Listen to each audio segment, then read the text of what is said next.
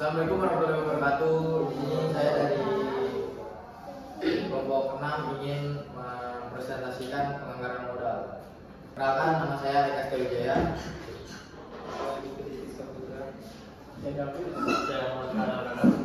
Saya Kevin. Saya Muhammad Farhan Abdullah. Saya Denny. Oke, di sini saya akan menjelaskan konsep dasar penganggaran modal.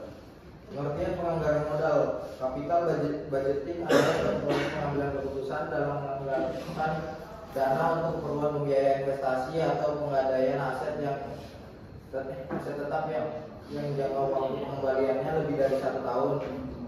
Capital budgeting telah berkembang sejak tahun 1900-an dan hingga kini teknik dalam capital budgeting masih banyak digunakan oleh para pengambil keputusan. Tujuan dari capital budgeting adalah perusahaan dapat mengevaluasi dan memilih rencana investasi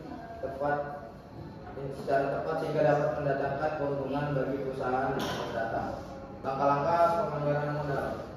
Penganggaran modal sebaiknya melewati beberapa tahapan berikut agar mencapai keberhasilan maksimal. Yang pertama, membuat proposal proyek investasi yang sesuai dengan tujuan strategi perusahaan. 2, memperkirakan arus kas tambahan bagi proyek investasi. 3, melakukan evaluasi terhadap arus kas tambahan tersebut.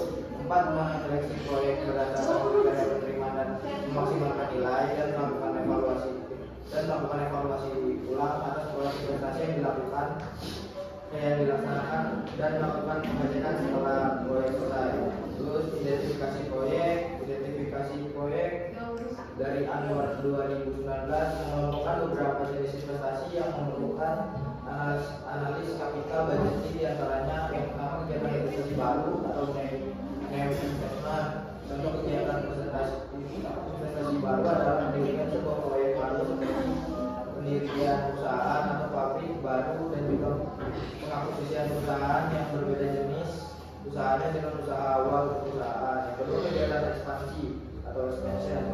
Contoh kegiatan ekspansi adalah pendirian kantor cabang baru, penambahan pabrik, perluasan lahan pabrik, dan pengambilan aset perusahaan yang lain sejenis. Yang ketiga, kegiatan penggantian aktiva tetap atau replacement. Replacement adalah kegiatan untuk mengganti aktiva tetap yang lama dengan baru, seperti penggantian mesin pabrik yang sudah tidak layak digunakan dengan mesin baru. Yang keempat, kegiatan lainnya atau other investment. Kegiatan investasi lainnya ini meliputi rencana peluncuran produk baru, penelitian dan pengembangan sebuah produk. Terus jenis-jenis proyek. Yang pertama, independent project. Independent project adalah proyek yang jika diterima atau ditolak tidak akan mempengaruhi arus kas proyek lainnya. Yang kedua, mutually exclusive project. Mutually exclusive project adalah yang apabila dilaksanakan akan mempengaruhi proyek yang lain. Proyek ini mengharuskan perusahaan memiliki salah satu alternatif yang saling bersaing untuk menyediakan jasa. Saya akan menjelaskan arus kas. Sebuah rencana investasi akan dievaluasi berdasarkan analisis kas. Dihasilkan oleh proyek yang akan melakukan investasi. Menurut Rianto 2003, sejak usulan pengeluaran modal capital expenditure selalu ini komponen dalam aliran kas. Ideal investasi awal adalah arus kas keluar yang diperlukan untuk membeli aktiva dan menempatkan sampai siap dioperasikan. Ini biaya di aset baru. Yang kedua adalah operational cash flow atau arus masuk kas yang bertambah. Arus masuk kas yang relevan selama proyek mencakup arus kas yang bertambah setelah pajak dari bertambahnya penghasilan atau penghematan biaya tunai operasi. Perumusnya seperti ini, yaitu pendapatan setiap tahun lalu dikurangi biaya operasional, lalu didapat hasilnya dikurangi depresiasi, dikurangi ini hasilnya sebelum interest dan pajak, lalu nanti dapat dikurangi lagi interest, lalu dikurangi lagi nanti sama tax, dapatnya terakhir EAT atau earning after tax. Tapi kalau dari OCF atau operational cash flow nanti ditambahin depresiasi. Jadi dari awalnya dikurangi, tambahin dulu baru dapat OCF-nya. Contohnya di sini revenue adalah setiap selama 2 tahun $2.520.000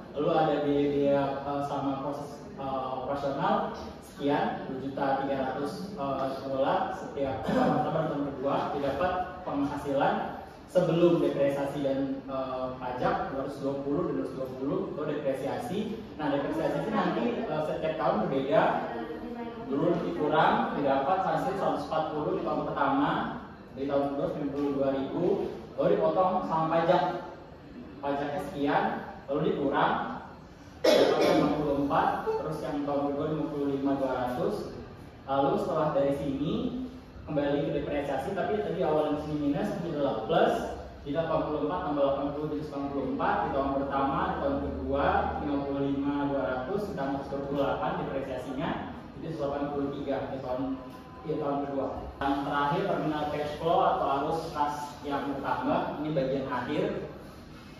Jadi dimulai dari penjualan dari aset baru, nanti dikurangi pajak, terus ditambah lagi sama penjualan dari aset lama dibayar pajak. Jadi setiap penjualan harus ada dipotong pajak, terus nanti ada capital.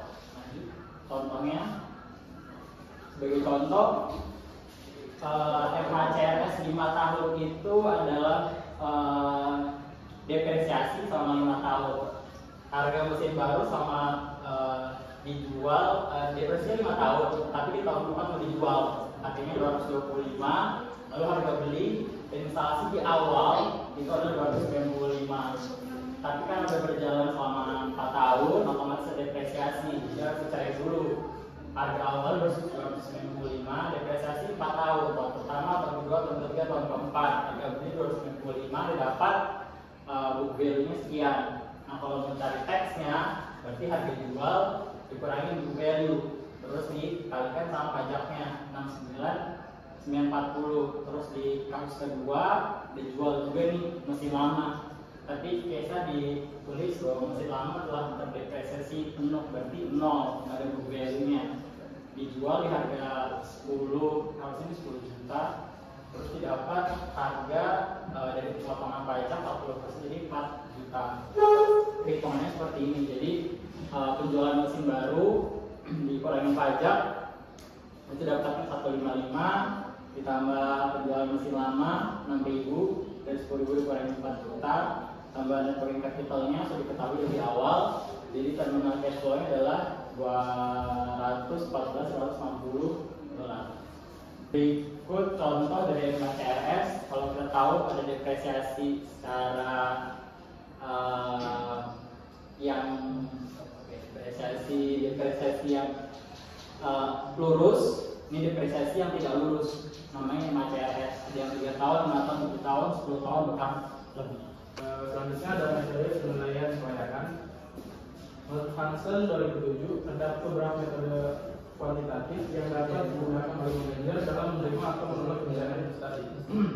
Metode-metode tersebut mencakup 2 pendekatan sebagai berikut. Yang pertama, metode non-diskonto. Penilaian kelayakan usulan investasi yang tidak mempertimbangkan nilai waktu uang. Metode yang termasuk dalam ini adalah PB dan Profitability Index. Yang kedua, metode merupakan penilaian kelayakan usulan inflasi yang mempertimbangkan nilai waktu uang. Yang berikutnya net present value. Selanjutnya ada net present value. Net present value adalah metode yang digunakan untuk menghitung nilai sekarang dari aliran kas masa depan yang dihasilkan oleh sebuah investasi atau proyek dengan NPV dapat menentukan apakah suatu investasi menguntungkan atau tidak. Caranya dengan membandingkan jumlah uang yang akan kamu dapatkan di masa depan dengan nilai uang yang saat ini. Langkah-langkahnya, yang pertama tentukan aliran kas proyek masuk dan keluar selama periode proyek. Yang kedua, tentukan tingkat diskon. Berarti tingkat bunga pasar atau tingkat pengembalian yang diinginkan. Yang ketiga, aliran diskon total dari atas, pengembalian atas, masih di atas. Yang keempat, jumlahkan semua nilai sekarang aliran kas masuk. Yang kelima, kurangkan biaya investasi awal dan jumlah mulai sekarang agar kas masuk.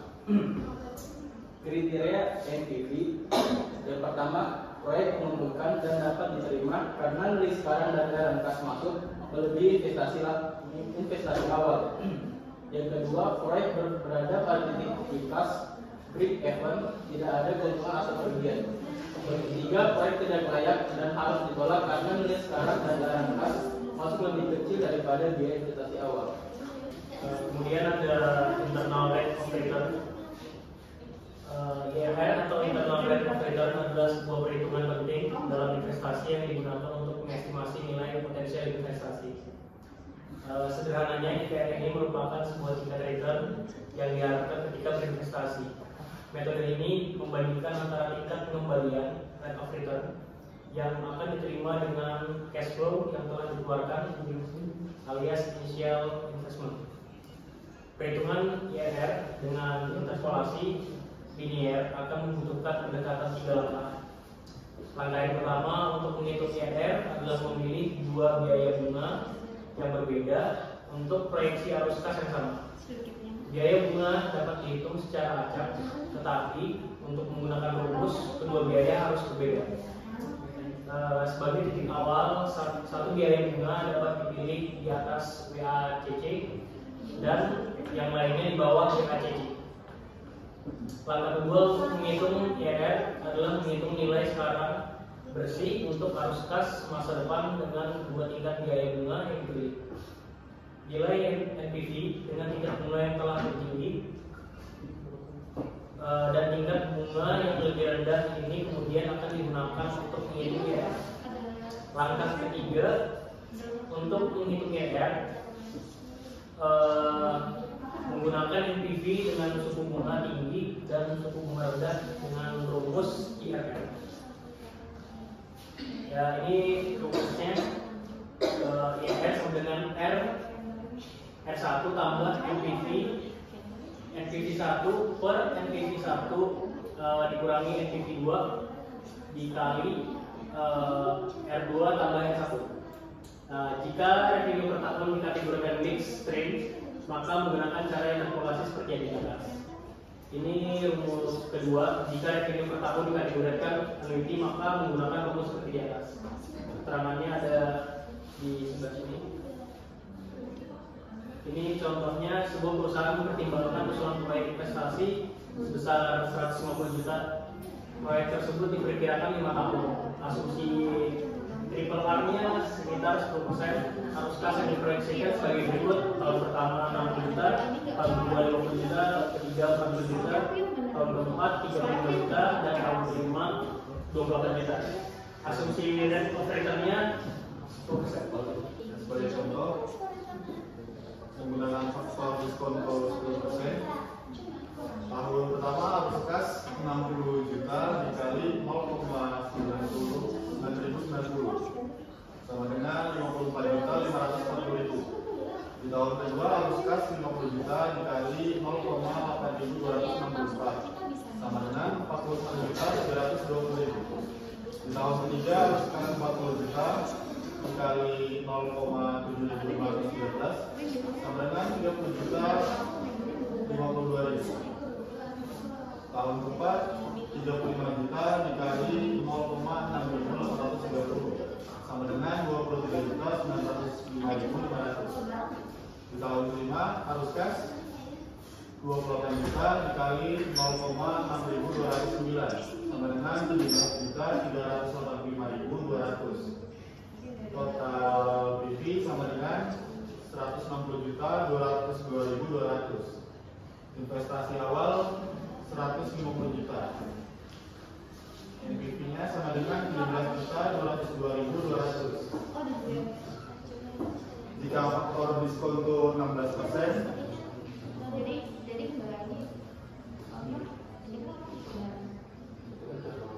total PV-nya sama dengan 100 juta 131.700. Investasi awal 150 juta, NPV-nya sama dengan 49 juta 468.300. Minus 49 juta 468.300. sama dengan 10% ditambah 17.202.200 dibagi 202.200 ditambah 49.868.300, lalu dibalikan dengan 16% dikurang 10%. Hasil IRR lebih dari RRR yaitu 10%, maka proyek menjadi layak. Selanjutnya, modified internal rate of return. Modified internal rate of return adalah versi yang lebih akurat dari IRR atau internal rate of return. Dalam mengukur keuntungan investasi, MIRR memungkinkan mengambil keputusan untuk melakukan suatu pendekatan intuitif dari IRR yang dipasangkan dengan asumsi tingkat investasian kembali yang baik. Jika MIRR lebih besar dari tingkat pengembalian yang diinginkan, maka proyek sebaiknya diterima. Sebaliknya, jika MIRR lebih kecil daripada tingkat pengembalian yang diinginkan, maka proyek sebaiknya ditolak. Biasanya MIRR sama dengan FVCF dibagi PVCF pangkat 1/M dikurang 1. Dan caranya seperti itu. FVCF itu value cash flow. PVCF present value initial investment. Dengan N itu periode diketahui cost of capital 10%.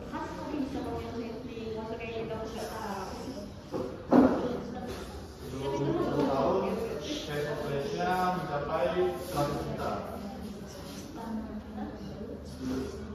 Di tahun setelah tahun pertama, cash flow mencapai 20 juta. Tahun kedua 25 juta. Tahun ketiga 30 juta. Di tahun keempat 35 juta. Di tahun kelima 40 juta. Untuk future value, tahun pertama cash inflow-nya mencapai 20 juta, FVF-nya 1.464, FVF-nya 29.282.000. Di tahun kedua, cash inflow 25 juta, FVF-nya 1.331, FVF-nya 33.291. Tahun ketiga, cash inflow mencapai 20 juta, FVF-nya 1.210, FVCF-nya 36.300.000. Di tahun keempat, cash inflow 35 juta, FVF-nya 1.100, FVCF-nya 38.500.000. Di tahun kelima, cash inflow-nya 40 juta, FVF-nya 1.000, FVCF 40 juta. Total FVCF dari 5 tahun tersebut mencapai 177.357.000 rupiah.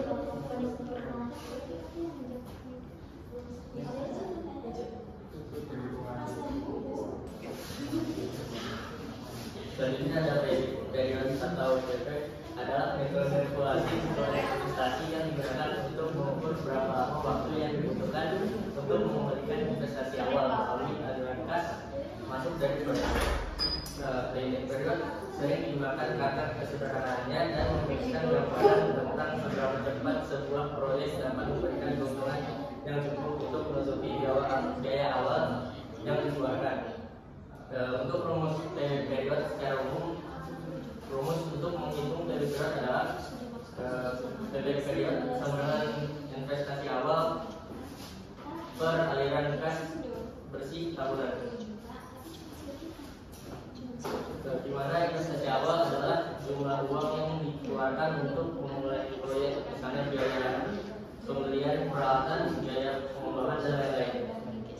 Aliran kas bersih tahunan adalah jumlah kas yang dihasilkan proyek setiap tahunnya setelah mengurangi biaya operasional.